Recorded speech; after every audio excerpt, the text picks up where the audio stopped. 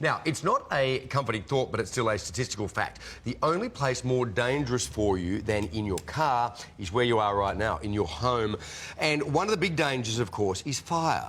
Now a new device is available that it could actually save lives. It looks like a softball, and when thrown into a fire, it goes off with a bang.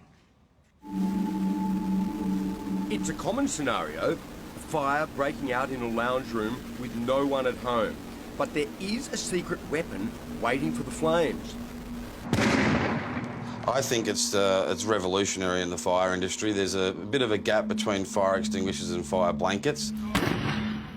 I think this is the perfect partner for fire extinguishers and fire blankets. Fire breaks out in a people mover, out of control. But throw in a ball and look what happens. It's called the Elide Fireball, a device about the size of a softball which contains fire retardants. What it does is just pushing the oxygen away from the fire, so it's like you're going to candles. When you blow on the candle, it does the same. You're just pushing the oxygen away from the fire. So you're fighting fire with fire. Former Israeli commando Zach Anidam is CEO of Elide Fire Australia. He showed us how the fireball works.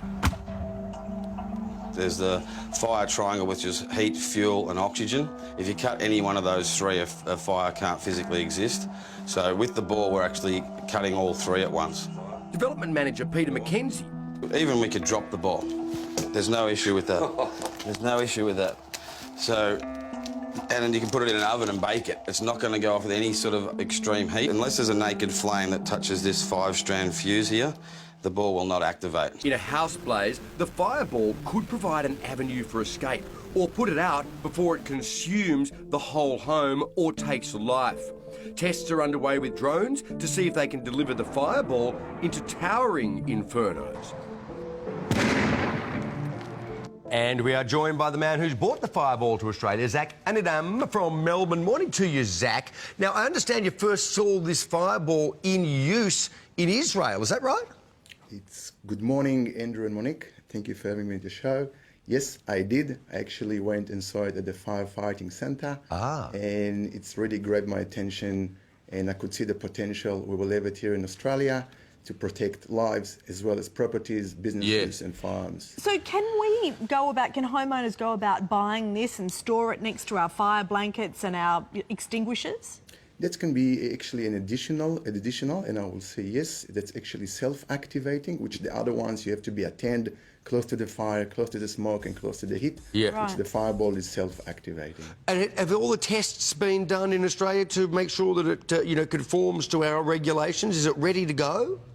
There is no actually standards for this for Australia. It's under innovation product, and with current certificates we have, it's actually comply.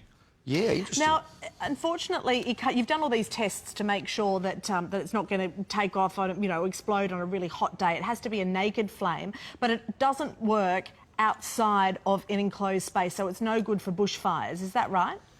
Correct. Unfortunately, they are too small to be used as a bushfires. They've been designed to be an indoor and confined environment. But you can't see a future where you've got a massive fireball like the big mirror ball on Sydney Harbour Bridge that could be dropped into a bushfire? Maybe you can come up with one and we'll be able to do it. All right, I've trademarked that already. Not really. OK, thanks, Zach. It's really interesting stuff. If you had one in, tucked away in every room of the house. Amazing. Awesome.